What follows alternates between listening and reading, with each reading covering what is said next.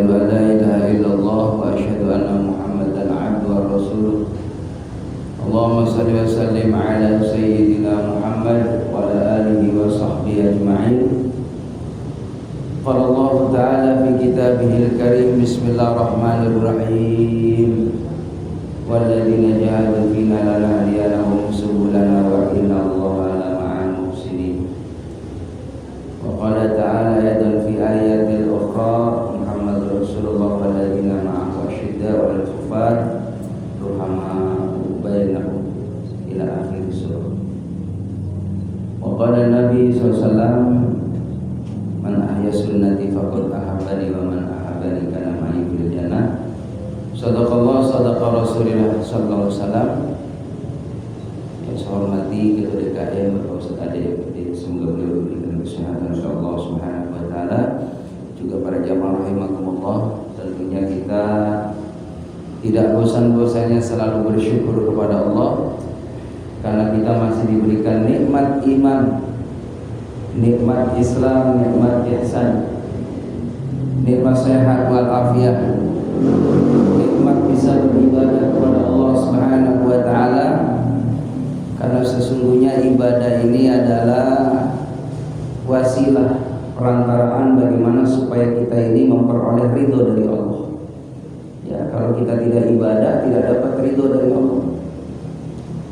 Karena memang yang namanya ibadah ini suatu keharusan bagi kita. Ya, kalau kita sebagai manusia diwajibkan oleh Allah Subhanahu wa taala, wa ma khalaqtul jinna wal insa illa liya'budun. Tidaklah aku ciptakan jin dan manusia kecuali semata-mata hanya untuk ibadah kepada Allah. Jadi bukan hanya kita saja manusia, tapi juga jin ibadah sama Allah. Maka jemaah rahimakumullah, dengan ibadah hidup kita ini akan memperoleh barokah. Dengan ibadah hidup menjadi indah, menjadi terarah. Ya, tanpa ibadah mustahil kita dapat yang namanya hidup barokah, hidup terarah. Itu tidak dapat kalau tidak ibadah kepada Allah. Sehingga Allah berpesan dalam Al-Quran, wa'bud rabbaka hatta ya'tiyakal yakin. Sembahlah Allah sampai kita menemui suatu keyakinan. Apa? Al-maut. Jadi sampai mati. Yang namanya ibadah itu sampai kita menghadap Allah Subhanahu wa taala. Kalau sudah menghadap Allah, maka tinggal ya menikmati hasil upaya kerja kita. Karena yang namanya akhirat itu adalah darul jaza, hari pembalasan. Pasti dibalas oleh Allah Subhanahu wa taala. In khairan fa khairan wa in syarrun fa syarrun. Kalau kita berbuat baik, maka dibalas kebaikan. Begitupun sebaliknya. Allahumma shalli ala Muhammad sallallahu alaihi wasallam. Semoga terlimpah curahkan keharibaan Nabi kita Muhammad sallallahu alaihi wasallam. Jemaah rahimakumullah, tidak terasa kita sudah di tanggal 26 Zulhijjah. Ya, di bulan Zulhijjah jemaah rahimakumullah ada amaliyah yang memang khusus, yaitu diperintahkannya ibadah haji itu ada di bulan Zulhijjah. Jadi di luar bulan Zulhijjah boleh namanya apa? Umroh. Jadi bukan haji. Kalau haji itu waktunya al-hajju ashurun ma'lumat. Jadi haji itu ditetapkan waktunya oleh Allah, yaitu di bulan Zulhijjah, tepatnya di hari Arafah, Yaum Arafah. Jadi Yaum Arafah itu adanya di bulan Zulhijjah. Selain itu tidak ada. Makanya di luar bulan Zulhijjah boleh umroh. Tapi kalau mau haji wajib di bulan Zulhijjah. Ya, di situ ada wukuf, ada ya bermalam di Muzdalifah, ada Zumratul Ula, Wusta, ya Aqabah. Begitupun ada tawaf, ada sa'i, ada tahallul. Jadi sebenarnya haji itu intinya hanya beberapa hari, 10 hari cukup. Hajinya, inti haji. Cuman kan kita pengen dapat yang sunnah-sunnahnya. Ya, lebih banyak lagi ibadah, diantaranya ketika ibadah haji itu 1 bulan penuh. ya berada di kota Mekah, 10 harinya ada di kota Madinah. Jadi 40 hari. Walaupun intinya itu tadi ya di Arafah, bermalam di Muzdalifah, Jumratul Ula, Wusta Aqabah 3 hari dari tanggal 11, 12, 13, baru nanti tawaf, baru sa'i tahallul. Itu hajinya seperti itu. Jamaah rahimakumullah. Lalu peristiwa apa aja di bulan Zulhijjah? Ada yang namanya Idul Kurban. Jadi di tanggal 10 Zulhijjah bagi orang yang diberikan kemampuan, inna a'tainakal kautsar. Sesungguhnya nikmat Allah amat banyak. Fasholli lirabbika, maka salatlah untuk Tuhanmu, wanhar, dan berkurban. Jadi perintah korban ini bukan seumur hidup sekali, bukan. Tapi perintahnya adalah setiap tahun, karena idul kurbannya, idul adhanya tiap tahun. Dan idul kurban itu, ya penyembelihan hewan korban itu satu rangkaian setelah ba'da sholat idul adha. Jadi kalau ada orang motong hewan sebelum sholat id, itu dinilainya hanya biasa, sedekah biasa. Tapi kalau ingin bernilai korban, dilakukan setelah ba'da sholat idul adha. Jadi ada aturannya.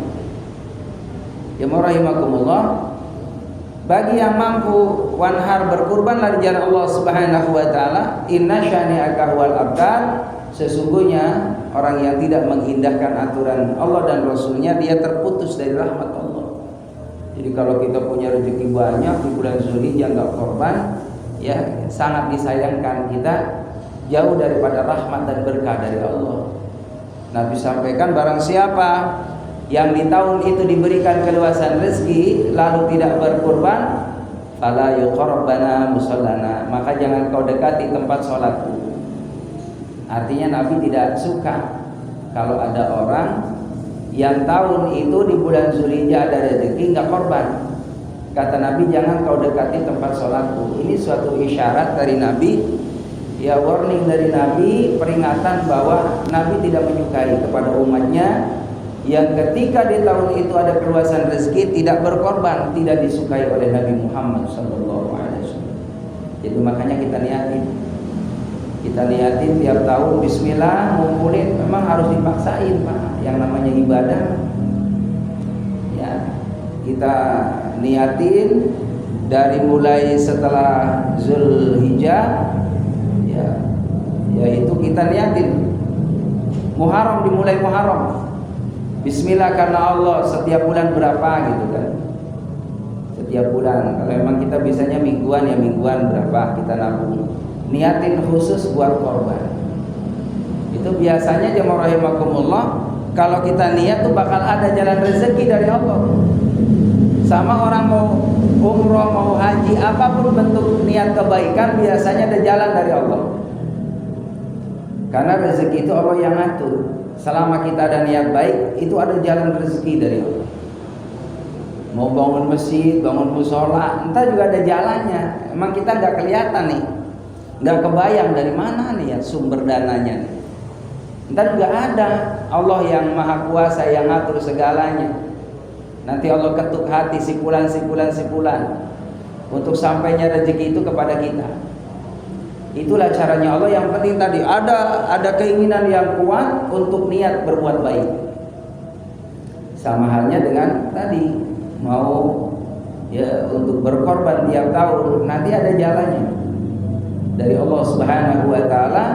Ketika sudah mendekati di bulan Zulqaidah, terkumpul dananya, ya maka kita kolektifan boleh 7 orang, ataupun kita sendiri beli kambing ya seharga 3,5 juta atau 4 juta atau 5 juta, silakan sesuai dengan kemampuan kita.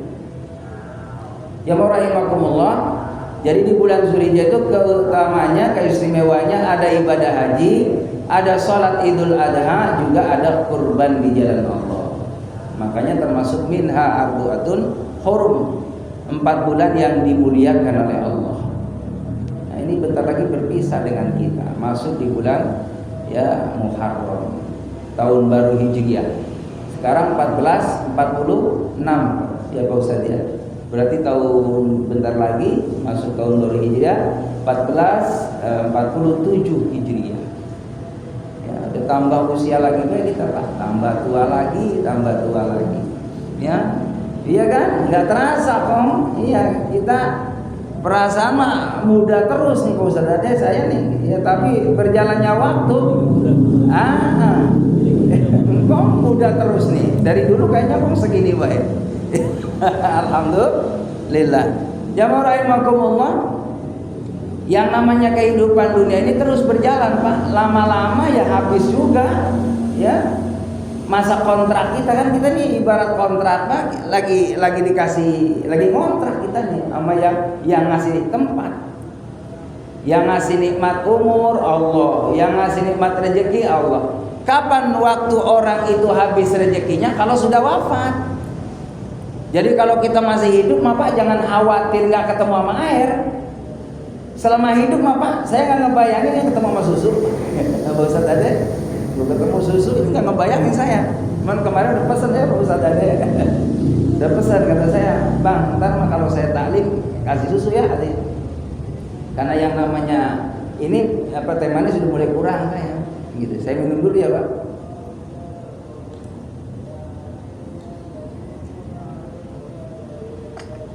Jadi jangan khawatir deh, selama kita masih hidup ada rezekinya. Pasti masih ketemu sama air, sama beras, sama nasi, Pak. Pasti itu.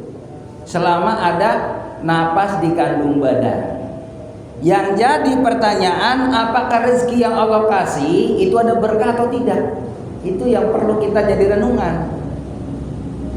Kita pengen punya sehat-sehat yang barokah, umur yang barokah, rezeki yang barokah, keluarga yang barokah, ya kan, ibadah yang barokah. Nah semuanya tuh Pak ada nilai barokah di dalamnya. Ibadah yang barokah, jamaah rahimakumullah, setelah ibadah tuh kayaknya enak gitu, adem. Udah begitu ibadah yang barokah itu selalu menunggu-nunggu ibadah berikutnya. Itu tanda barokahnya ibadah kita. Jadi ada amaliyah rutin, amaliyah yang memang sudah istimrar biasa. Kita kalau nggak ngelakuin nih, nggak ngamalin, ada sesuatu yang kurang. Jadi kayak kita udah ngebiasain sholat qobliyah, ba'diyah, rawatib. Kalau belum melakukan ibadah rawatib nih, ibadah ba'diyah maghrib seandainya, ada yang kurang. Sampai di rumah pun Pak dikerjain tuh ba'diyahnya di rumah, nggak masalah, nggak apa-apa. Kalau memang seandainya kita buru-buru gitu kan, atau ada tamu habis sholat maghrib berjamaah belum ba'diyahnya di rumah boleh. Saking demennya ibadah tuh begitu, nggak mau ketinggalan. Ya Allah sayang banget nggak ba'diyah. Lah kan kita nggak bakal ketemu lagi Pak, iya kan? Kalau sudah kita lewati nih hari Ahad, ini kan malam Senin, ya besok ya Selasa, udah beda lagi bukunya. Jadi kalau ibarat buku Pak, saban hari kita nih dikebetin dulu nih. Tuh. Ini ujung kita di sini nih. Tuh, di paling ujung kita nih. Umurnya. Nah, kita nih batas kalau ibarat buku mah apakah baru seperempat gitu kan, setengah, ya kan, atau sebentar lagi. Ini kan rahasia Allah. Itulah umur hadirin. Pasti setiap hari ya akan berjalan itu yang namanya umur kita, tambah hari. Dari mulai Ahad, besok Senin, Selasa terus. Dan kata Allah dalam Al-Quran, yang namanya kematian itu dirahasiakan nama Allah.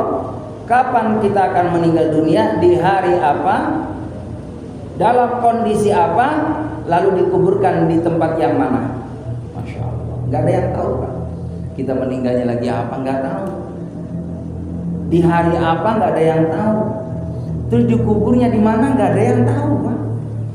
Oh kadang orangnya jemaah rahimakumullah, orang Jawa Tengah, orang Jawa. Emang takdir Allah kudu meninggalnya di Bekasi Pak, dimakaminya di sono, di Pedurenan. Padahal orang Jawa. Begitupun orang yang ada di kota, belum tentu bakal dikubur di kota. Wallahu a'lam bishawab. Bisa jadi lagi silaturahim ke menantu, ke saudara di mana. Ternyata hasil musyawarah, simpulan ini dimakamkan di tempat ini aja. dan disetujui oleh keluarganya. Memang seperti itulah takdirnya almarhum tadi, kudu dimakamkan di sana. Nah, kita minta hadirin jamaah rahimakumullah, wafatnya dalam keadaan baik, masya Allah kan, di tempat yang baik, di kuburnya di makam orang-orang soleh tuh Pak. Itu tanda bahwa kita insya Allah dapat kebaikan pula dari mereka. Karena ada suatu riwayat jamaah rahimakumullah, ketika seorang almarhum dia punya amal kebaikan, maka ada yang ngirimin anak cucunya kebaikan untuk almarhum, maka subhanallah bertambah-tambah itu kebaikannya, bertambah-tambah buat almarhum. Begitupun di sekelilingnya akan merasakan ada suasana yang nyaman, suasana yang indah, karena ada doa Allah maghfir lil mu'minina wal mu'minat wal muslimina wal muslimat. Minimal dapat doa Allah maghfir lil mu'minina wal mu'minat, minimal. Jadi kalau ada orang yang takziah ke sana, ada orang yang ziarah ke sana, lalu ahli kuburnya dia kirim doa untuk almarhum, karena memang keluarga almarhum ini orang-orang baik, orang-orang soleh, maka disebutkan Allah maghfir lil muslimin wal muslimat wal mu'minin wal mu'minat al ahya'i minhum wal amwat min ummati Muhammad, khususan almarhum. Itu Pak dapat juga itu cahayanya di sekelilingnya. Karena wasilah ada orang yang kirim doa, di sebelahnya orang baik. Coba kalau dimakamkan di tempat, mohon maaf, jauh dari orang-orang soleh, nggak pernah ada yang ziarahin. Allahu Akbar. Udah mah dari rumah-rumah juga anak cucunya pada lupa semuanya. Lalu apa yang diarepi nama kita hadirin? Makanya itulah pentingnya kita berkawan dengan orang baik. Berkawan orang baik, insya Allah pahalanya terus mengalir. Hadirin jamaah yang dimuliakan oleh Allah Subhanahu wa taala, kajian kita pada malam ini membahas tentang 7 manusia yang nanti di akhirat tidak akan mengalami kesusahan. Tenang, dia hidupnya nyaman. Kita kan alam ini masih jauh Pak. Kita nih alam ini yang sudah dilalui, baru alam ruh, ya alam butun, alam perut, alam dunia, belum ya alam dunia, alam barzah. Terus lagi yaumul kiamah, ya terus lagi di yaumil mahsyar, padang mahsyar, lagi di yaumil hisab, di yaumil mizan, yaumis sirat, sorga dan neraka. Berarti 6 lagi Pak, 6 alam lagi yang bakal dilalui sama kita, 6 perjalanan lagi hadirin. Lah yang namanya dunia mah ini jamaah rahimakumullah, itu enggak lama, sab'in wa sittin, 60-70 tahun. Di alam kubur yang lama mah di alam kubur. Di alam kubur kalau hari kiamatnya masih seandainya 100 tahun lagi Pak, berarti kita hidup cuma 60-70 di sana, masya Allah ya, berapa 400 tahun lagi di kubur nungguin kiamat. Itu baru kiamat nanti. Kalau sudah kiamat, yaumul mahsyar, hari di padang mahsyar, yaumil mizan, yaumis sirat, ya Allah masih panjang. Makanya kalau kita ini hanya mikirin dunia dulu, nggak mikirin akhirat, rugi kita. Padahal yang namanya dunia kan udah dijamin sama Allah, akhirat yang ngejamin kita. Allah mah nggak rugi kalau sipulan ninggalin sholat, nggak rugi Allah mah, yang rugi kita. Jadi sholat itu buat kita, saum buat kita, ya umroh buat kita, sedekah buat kita, bakti sama orang tua buat kita, baik dengan sesama pahalanya buat kita. Jadi apa yang kita kerjakan itu jamaah rahimakumullah untuk diri kita sendiri, yang merasakan ya balasan kebaikannya dari Allah buat kita dunia dan akhirat. Jamaah rahimakumullah, sab'atun yudhilluhumullah fi dhilli yauma la yadhillu illa dhillu. Tidak ada ya nanti di akhirat pertolongan dalam kondisi kesulitan dari 7 kelompok ini, ya maka akan mendapatkan naungan dari Allah Subhanahu wa taala. Siapa mereka? Yaitu imamun adil, pemimpin yang adil.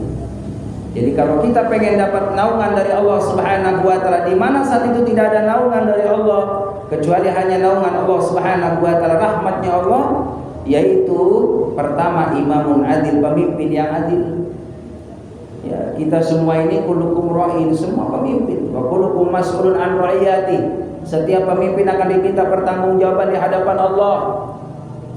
Maka kewajiban kita sebagai imam, sebagai suami, kepala rumah tangga, harus membimbing makmumnya, harus mengajak ini yang namanya anggotanya biar sama-sama berada di jalan ihdinas siratal mustaqim, siratal ladzina an'amta 'alaihim ghairil maghdubi 'alaihim waladdallin. Jalan yang lurus, jalan yang diberi nikmat oleh Allah, nikmat dunia, nikmat akhirat. Bukan jalan yang dibenci sama Allah, bukan jalan yang disesatkan oleh Allah. Maka kewajiban kita sebagai pemimpin mengajak nih sebagai keluarganya semuanya, karena kita adalah nahkodanya, ya, sebagai pilotnya, sebagai pengendalinya, maka ajak keluarga kita untuk sama-sama mengenal Allah, beribadah kepada Allah, biar kita diridhoi oleh Allah Subhanahu wa taala, keluarganya diridhoi oleh Allah Subhanahu wa taala. Ya, maka supaya kita pun aman, selamat ketika kita ditanya di hadapan Allah Subhanahu wa taala atas kepemimpinan. Lebih besar lagi jamaah rahimakumullah, kalau kita dipercaya oleh masyarakat menjadi ketua RT, RW, lebih berat lagi tuh, Pak.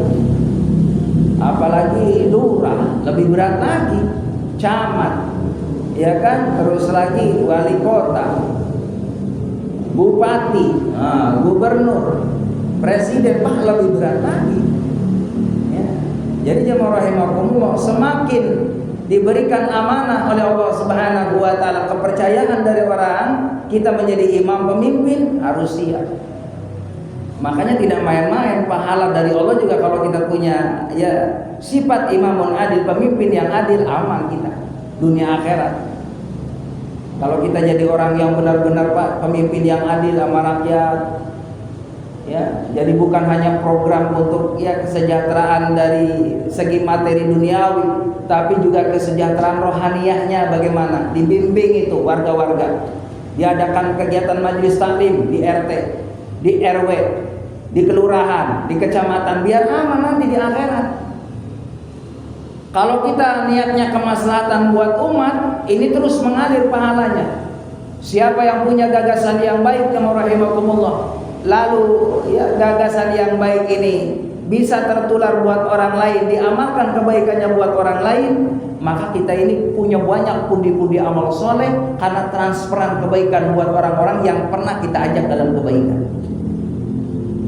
Jamaah rahimakumullah, kita belajar kepemimpinan baginda Nabi kita Muhammad SAW, para sahabat, para tabi'in, para orang-orang saleh. Beliau Nabi Muhammad hadirin tidak akan merasakan nikmat tidurnya sebelum tetangga-tetangganya tidur dengan nyenyak. Jadi kalau ada tangisan bayi, jamaah rahimakumullah, maka survei apa tuh tangisan bayi tadi? Apakah mungkin kurang sehat? Ya perlu dibawa ke rumah sakit. Apakah mungkin karena tidak ada ASI? Maka berikan ASI. Ini kewajiban sebagai imam umar, pemimpin. Itu Nabi seperti itu. Nabi tidak pernah nikmat tidur sebelum tetangganya nikmat tidur. Beliau tidak sungkan-sungkan, jamaah rahimakumullah, kalau ada orang datang minta tolong ke Rasulullah, tidak pernah Rasulullah menolaknya. Ya Rasul, saya dalam kondisi lapar. Makanannya kepada istrinya, wahai Aisyah, apakah ada makanan? Ada ya Rasul, buat kita puasa doang, buka puasa. Kasihkan ke dia. Ya, karena dia lebih butuh. Jadi jamaah rahimakumullah, ya Rasulullah pun memberi. Begitupun kita lihat bagaimana sejarahnya sahabat Umar yang kita kenal. Umar bin Khattab, jamaah rahimakumullah, seorang pemimpin yang luar biasa adil dan bijaksana. Padahal beliau, jamaah rahimakumullah, kalau dilihat dari kesederhanaan, beliau sederhana. Kalau bilang kurang ya kurang, tapi beliau hidupnya luar biasa, tidak pernah artinya banyak mengambil dari gaji pokoknya di Baitul Mal. Jadi seperlunya aja, ketika dikasih beliau ambil. Bahkan Baitul Mal yang beliau miliki itu semuanya harus buat kesejahteraan umatnya. Dan tidak jarang sahabat Umar bin Khattab beliau kalau malam hari survei hati. Ini terkenal ini kisahnya.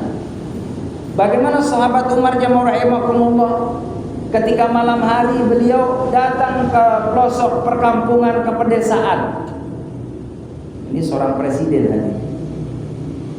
Beliau jalan kaki ya puluhan bahkan kilo, berkilo-kilo beliau mencari barangkali ada masyarakatnya, warganya yang dalam kondisi fakir miskin duafa. Ya rahimakumullah, suatu ketika dari perjalanan yang jauh Umar mendengar tangisan seorang anak yang dalam kondisi kelaparan, lapar. Ya rahimakumullah, sahabat Umar mengintipnya ya dari lubang kecil rumahnya, karena memang orang fakir, tentunya dari bilik yang kelihatan. Itu ada seorang ibu jamaah rahimakumullah yang dia punya anak, beberapa anak itu di rumahnya, yang dia menangis dalam keadaan kelaparan. Lapar. Jamaah rahimakumullah. Lalu Umar pun tidak tega. Beliau langsung mengetuk pintu. Assalamualaikum. Waalaikumsalam. Dibukanya pintunya sama seorang ibu tadi, seorang janda, jamaah rahimakumullah, janda tua yang punya anak banyak. Ditanyalah oleh sahabat Umar, apa yang kau lakukan wahai bunda? Aku sedang memasak wahai bapak. Ini si ibu tadi tidak tahu kalau yang ini datang ini adalah sahabat Umar, seorang khalifah, seorang pemimpin, seorang presiden. Ya rahimakumullah, apa yang kau masak wahai ibu? Aku tidak jujur wahai bapak kepada anak-anakku, karena memang dari siang hari sampai sore hari merasakan rasa lapar yang luar biasa, sehingga aku bohongi anak-anakku. Aku bilang kepada anak-anakku, nah, mama lagi masak ubi, lagi masak makanan buat kamu. Kamu tidur dulu sebentar, nanti kalau sudah matang masakannya, aku bangunin satu persatu dan kita makan bersama-sama. Jamaah rahimakumullah, ini aku sedang masak wahai bapak. Padahal apa yang dimasak jamaah rahimakumullah dari seorang ibu yang tua tadi? Batu jamaah rahimakumullah.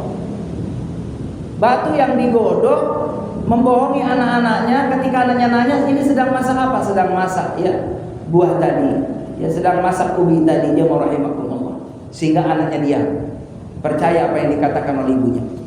Lalu seorang ibu tua tadi ngomong kepada bapak, padahal ini Umar bin Khattab, aku ini sebelumnya bohongin anak-anakku wahai bapak, ini yang aku masak adalah ya batu.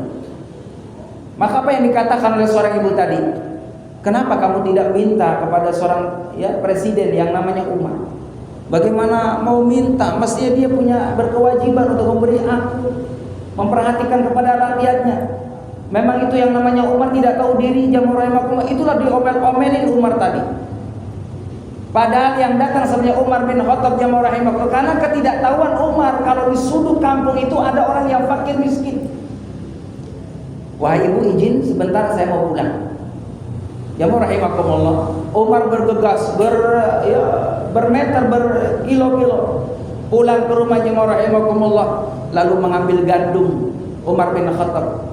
Padahal saat itu jamaah rahimakumullah dalam suatu riwayat itu ada temannya yang siap membantu Umar untuk membawa gandumnya. Tapi apa yang dikatakan oleh Umar bin Khattab radhiyallahu an, tidak usah kau bantu aku, karena apa yang aku lakukan semuanya ini akan diminta pertanggungjawaban di hadapan Allah Subhanahu wa taala. Aku tidak mau nanti dihisab di hadapan Allah karena tidak tanggung jawabku terhadap rakyat. Maka jemaah rahimakumullah, Umar panggul sendiri gandumnya. Satu karung jemaah rahimakumullah bermeter berkilo-kilo.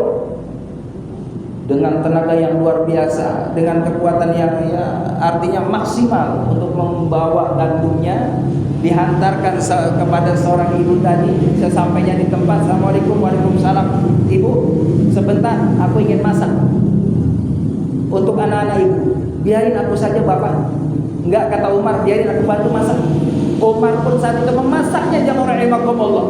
Sudah matang itu membuat roti jamaah rahimakumullah. Dibangunin anaknya satu persatu makan bersama dengan Umar. Apa yang dikatakan? Wahai ibu, maafkan saya. Kehadiran saya ke sini. Semoga ibu memaafkan saya. Ini kesalahan saya, dosa saya di hadapan Allah. Sesungguhnya Umar adalah saya. Langsung ibu tadi minta maaf kepada sahabat Umar bin Khattab radhiyallahu an, dan akhirnya jemaah rahimakumullah pelajaran buat Umar. Ya, terus dari peristiwa itu beliau lebih giat lagi memperhatikan rakyatnya demi kesejahteraan rakyatnya. Inilah pelajaran dari kisah ini supaya kita bagaimana peduli kepada sesama, karena sesungguhnya irhamu man fil ardi yarhamukum man fis sama. Sayangi makhluk yang ada di bumi, niscaya makhluk yang ada di langit akan menyayangi kita. Yang dimuliakan oleh Allah Subhanahu wa taala. Jadi kesederhanaan Umar pemimpin seperti Umar dan juga sahabat-sahabat yang lain luar biasa ini. Bahkan tidak sedikit cerita Umar itu kalau pakai baju yang mau rahimakumullah sederhana, padahal beliau presiden. Pakai kaos sendiri, pakai ya kayak layaknya bukan seorang presiden, biasa aja kayak orang biasa, rakyat biasa. Beliau kadang duduk di bawah pohon kurma hadirin, bawa bekal itu dari rumahnya. Jamaah rahimakumullah, suatu ketika ada seorang pedesa, ya dari pedesaan, dia mencari Umar bin Khattab radhiyallahu anhu. Mencari Umar.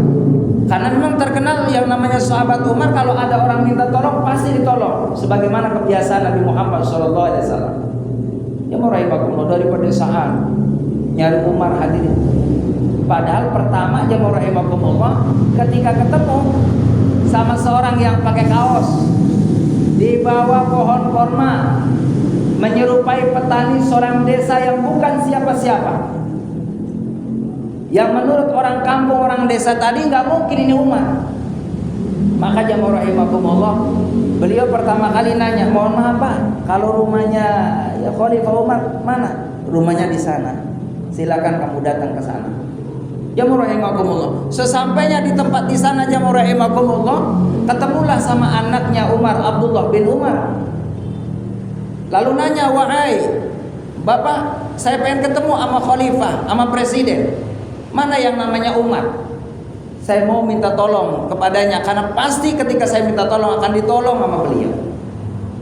Maka kata Abdullah bin Umar, kalau pengen tahu ayahku, itulah orang yang sedang duduk di bawah pohon kurma yang pakai kaos itu. Ya rahimakumullah, silakan kalau pengen ketemu sama ayahku, itulah Umar bin Khattab, presiden kita. Bergegas ya rahimakumullah, seorang pedesa tadi minta maaf kepada Umar yang sebenarnya tadi presiden yang diminta ya tunjukkan rumahnya. Presiden, ternyata itulah presiden. Mohon maaf wahai Tuan Umar, aku tidak menyangka kalau sesungguhnya kau adalah Umar bin Khattab. Ketika jamaah rahimakumullah Umar membuka itu tempat makanannya, beliau makanannya dengan kesederhanaannya. Ibarat kalau sekarang mohon maaf, ibaratnya mampu beli daging, beli apapun, tapi Umar seperti makanan rakyat biasa. Kalau sekarang ya tempe tahu lah gitu ya, sama sambal biasa sederhana beliau. Makanya rahimakumullah, saking kagumnya seorang pedesa tadi yang datang di hadapan Umar makan dengan sederhananya, Umar pun tidak segan, silakan Bapak nikmati makanan yang ada di hadapan kita, dan makan bersama dengan sahabat Umar radhiyallahu anhu. Sampai itu orang pedesaan terkagum-kagum, luar biasa sifat kebiasaan sederhananya sahabat Umar radhiyallahu anhu. Dan ini menjadi teladan bagi kita semuanya, agar kita pun hidup sederhana, suka berbagi dengan orang lain, karena jelas orientasi orang-orang soleh ingin berharap bagaimana mendapatkan naungan dari Allah Subhanahu wa taala. Hadirin jamaah yang dimuliakan oleh Allah Subhanahu wa taala,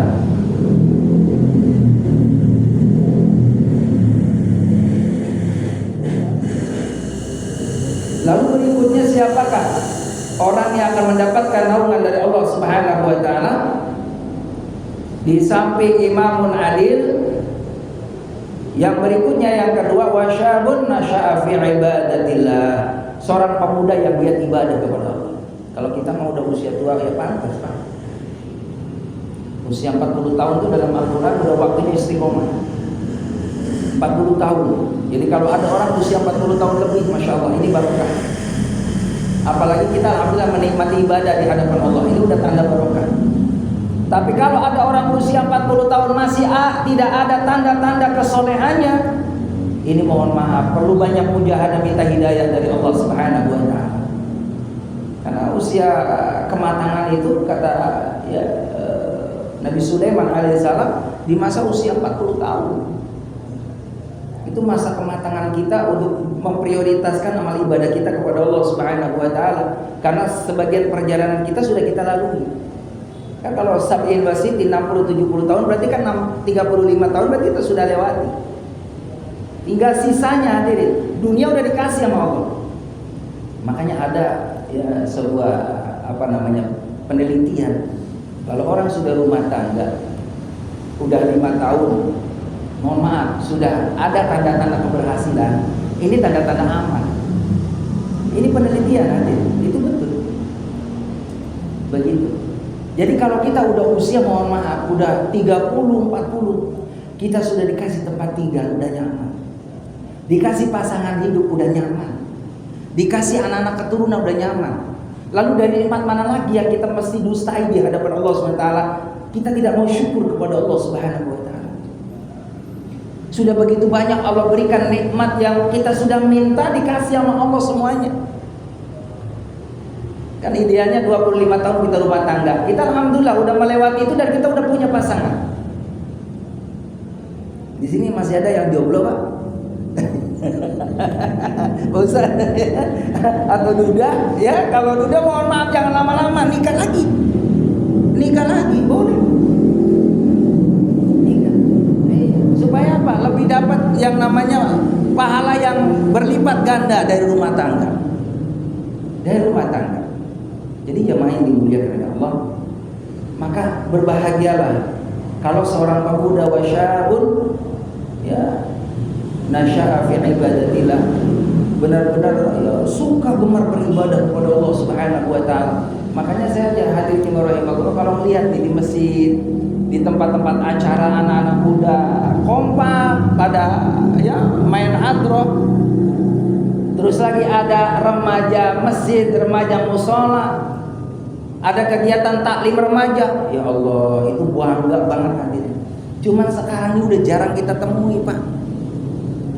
Mohon maaf, gak kayak zaman dulu kita yang namanya usia SMP ya kan, SMA kita udah demen banget deketin ustaz, belajar agama apa yang belum bisa, belajar tahlil, belajar rawi, belajar maulid nabi, belajar hadrah, marawis. Sekarang Masya Allah anak-anak muda jamaah rahimakumullah, prihatin kita. Di masjid saya lihat jamaah rahimakumullah, di mana-mana jarang anak muda. Jarang anak muda. Yang ada usia 30 tahun ke atas. Bahkan ada masjid khusus usia 60 tahun hadirin. 60-70 tahun. Ya ada tuh masjid rata-rata sepuh semua. Iya. Ya cuman kata saya alhamdulillah Pak masih lumayan. Bapak di masa tuanya dihabisin di masjid masih alhamdulillah. Cuman kadang sedih Ustaz saya tuh.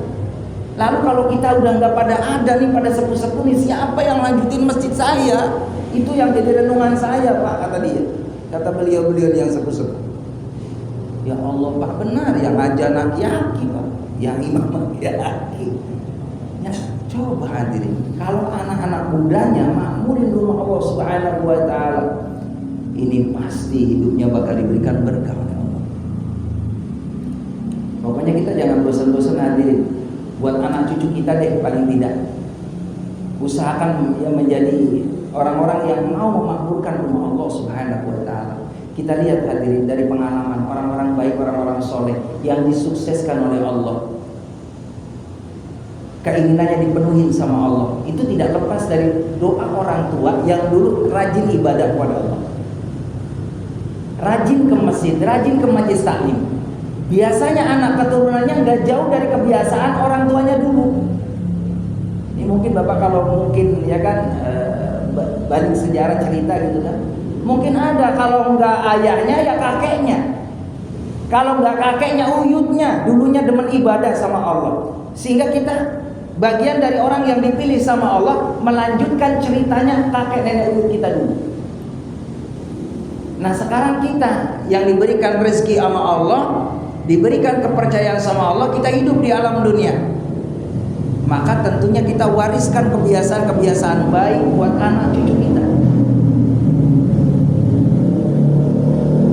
Kita yang mewakili saudara-saudara kita yang mohon maaf masih sibuk dengan masalah duniawi, kita luangkan waktu untuk mengambil bagian yang mau memakmurkan rumah Allah Subhanahu wa taala. Bayangin hadirin, kalau seandainya jamaah di lingkungan tidak ada lagi yang peduli dengan masjid, lalu siapa lagi? Saya kadang mohon maaf nangis hadirin. Di tempat saya di Jamaah Rahimahullah segitu banyak orang, ya Allah, saling tunggu-tungguan aja. Sampai orang udah pada komat Jamaah Rahimahullah, belum juga ada yang datang. Terpaksa saya hadirin aja. Giliran udah ajan baru pada datang, hati dongkol Pak. Lah pada kemana? Giliran udah ajan dia udah datang. Kan makruh Pak, mohon maaf, imam itu makruh jadi ajan. Apalagi komatnya imam makruh. Ya ajannya dia, komatnya dia, imamnya dia makruh hadirin.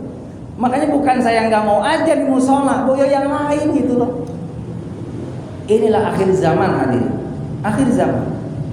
Jadi kalau bukan kita siapa lagi? Ya ini kan akhirnya hukumnya darurat. Daripada nggak ada yang ajan, ya udah cari keutamaan pahala aja deh saya mah. Kan orang yang ajan itu mohon maaf, terompahnya sampai ke langit Pak. Bilal bin Rabah itu kan tukang ajan.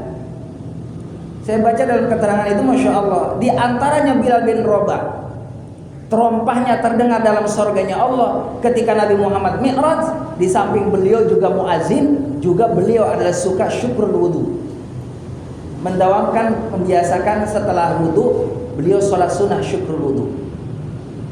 Jadi ada keterangan muazin juga sama, insya Allah termasuk min ahlil jannah, min ahlil jannah. Bahkan suaranya sampai arasya Allah orang muazin.